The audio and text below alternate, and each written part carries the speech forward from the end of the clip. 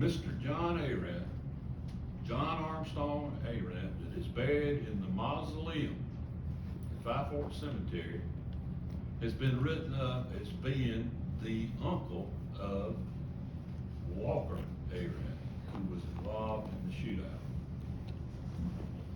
I think that's incorrect.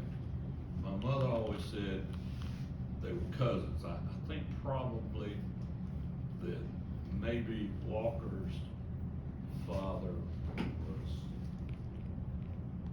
Walker Arant's father's father may have been a brother to Richard Arant, who was the father of John Armstrong Arant.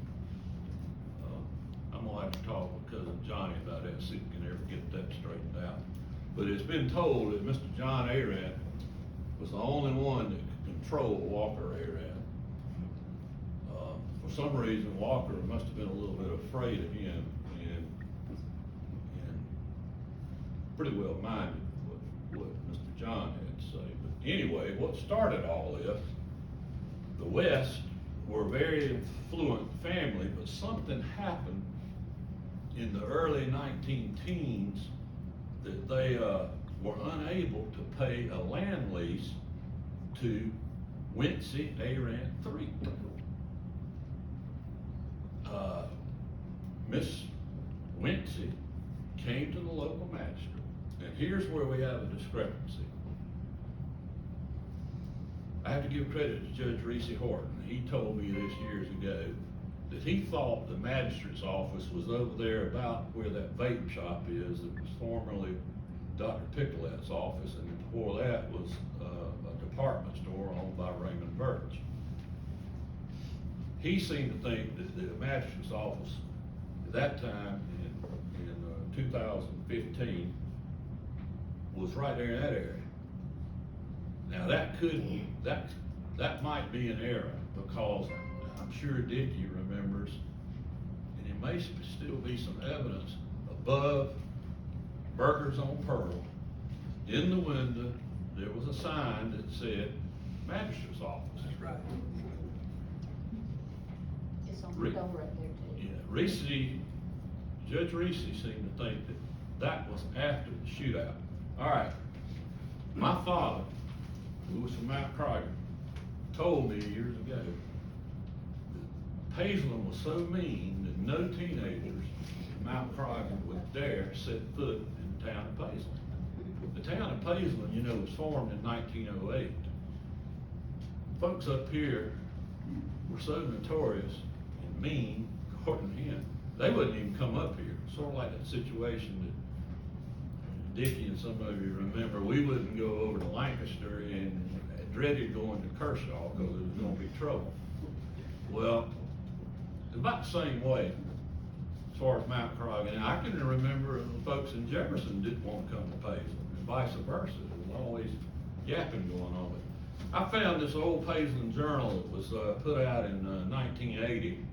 I was going through it because back then, you know, Mr. C.M. Tucker, that many of you remember, was enticed by Mr. John Arant to come here and open a paper.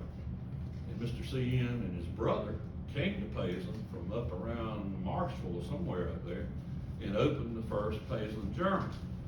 Well, this is printed from a paper that Mr. Tucker had put out, and I found this article that was reprinted. The first Pageland shootout was in 1908.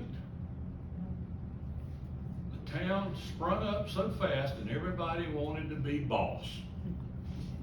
This was explained by Mr. Dan Cato, okay? The shootout was between Oscar Clark, you know him, Tony? Or ever heard of him? Oscar Clark and Therio, that's Therio Belk. And my family having married into the Belks, that's another book that can be written about the Belks, because of the infamous murder that happened over in Union County with one of the Belks, who had to move from Union County and go out on the Arant place and live, okay? Mr. Clark came into town with a Winchester rifle, stopping at the intersection of McGregor and Depot Streets. Now, the depot was down there, so it had to be over there somewhere. All right? He was there long enough to shoot some of the windows out of the mercantile store. I have no idea what the mercantile store was. It had to be right over there. Mr. Belt, who lived near the mercantile store, was quite upset about Mr. Clark's shooting spree. You see, the shots upset his wife, who was giving birth to their first child at the time of the shooting. Mr. Belt, in anger, ran to the center of Pearl Street, right out here, and opened fire with a .44 caliber pistol, grazing Mr. Clark under the arm. Just like in the movies, Mr. Clark's gun jammed, leaving him defenseless, and forced him to run into the nearby woods. He was unable to escape, however, because the commotions had alerted everyone in the crisis, and 15 to 20 people were chasing after him. So that was the first shootout in 1908, which was the first year of Pageland, South Carolina. So, the dispute over the land lease with Wincy, Arant Creek, they had the trial. The magistrate found against the West because of the breach contract and ordered them to pay the back rent. Well, that didn't suit somebody. They all filed out of the magistrate's office and they began to argue. It broke out as a fisticuff, as they used to say. Well, fist fight, somebody pulled out a gun, and that's when the shooting started. It was mayhem.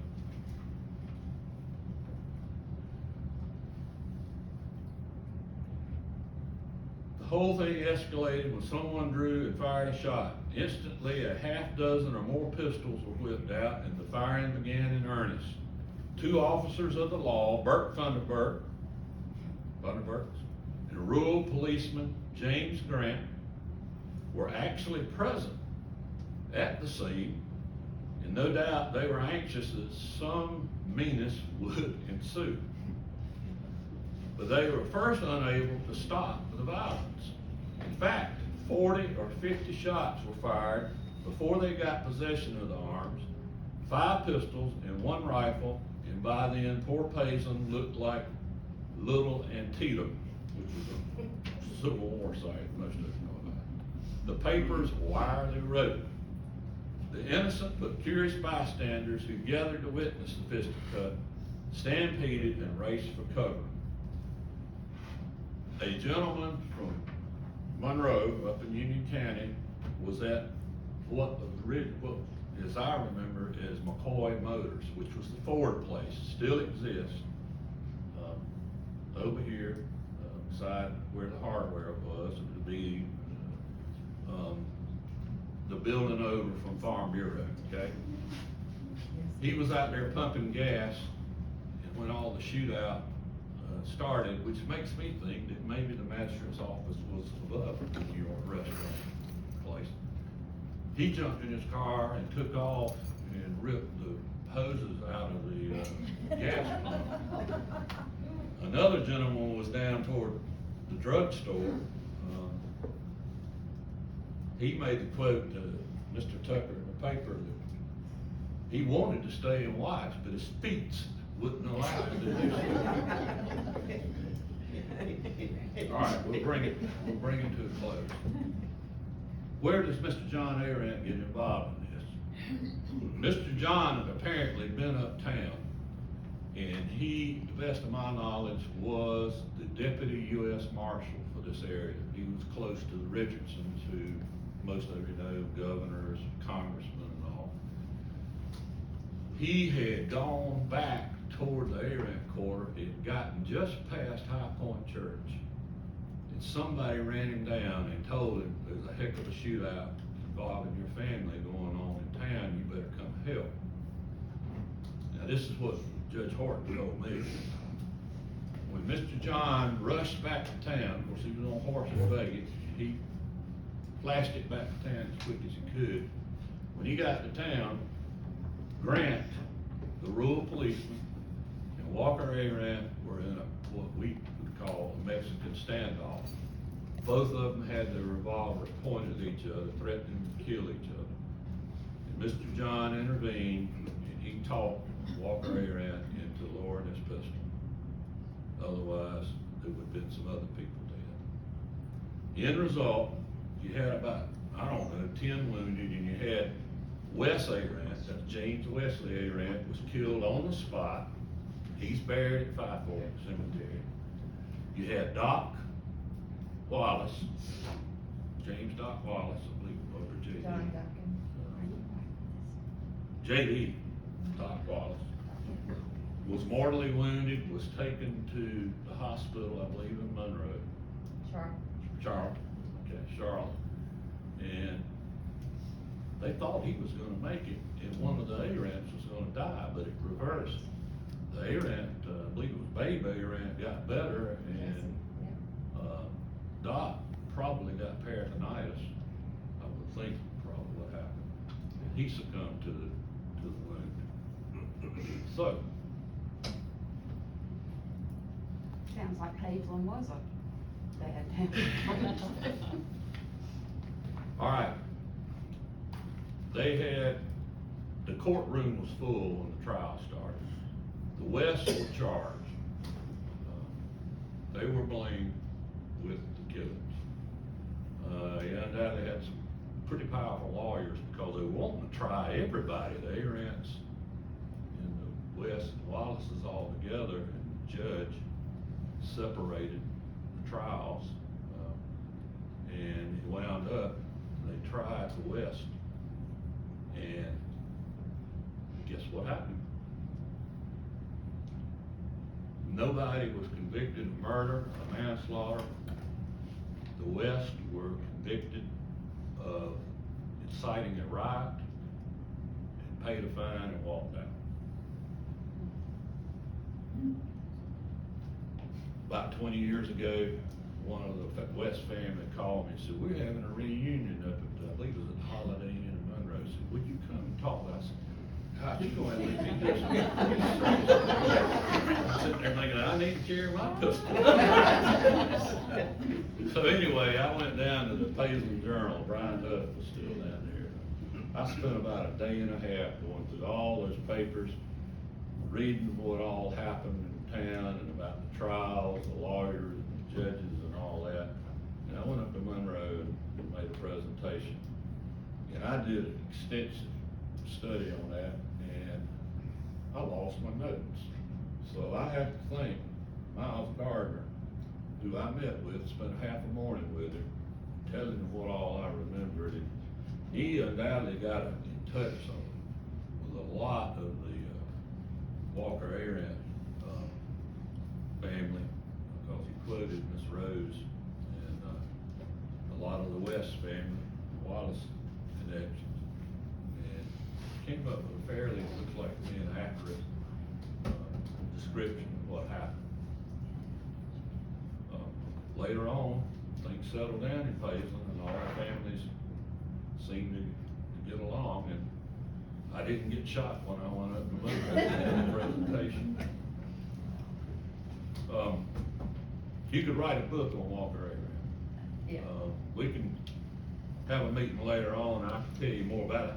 People were very hesitant to talk about that shootout because of all the families that still live here and the connections, and they didn't want to offend anybody. And I may have offended somebody just in this presentation, but history's history. And it lay quiet for quite some time, but I was pleased to see that Walker's daughter and grandchildren seemed to be very open to talk with Mr. Gardner about all this. There's a lot of quotes in here. Walker Arant lived on. Wes was buried at the cemetery. Walker lived on. unfortunately, the old saying from the Bible, if you live by the sword, you're gonna die by the sword, which has been converted into the saying, if you live by the gun, you're gonna die by the gun. And guess what? His third wife gunned him down at home after he had returned from Colombia selling cotton. I think that was 1933. All of you know the depth of the Depression. He came home from Colombia with a check for $3,000 in his pocket, and apparently had spent some of his money buying some booze between Colombia and here, and came home, and the argument started. The children actually witnessed the shooting. The daughter said that he they jumped on Miss Juanita, that brings the pig family into it, okay? She was related to the pig. She took enough of it, thought she was gonna get her killed, because it's alleged that Walker Arant killed at least 6 people. Got away with it. She reached under the bed mattress, got a pistol, and shot him, and believe it or not, Judge Horton was one of the ones that transported him to the hospital, and several days later, he died of peritonitis. Anybody that was gut shot back in those days probably wasn't gonna survive. So therefore, you live by the gun, you die by the gun.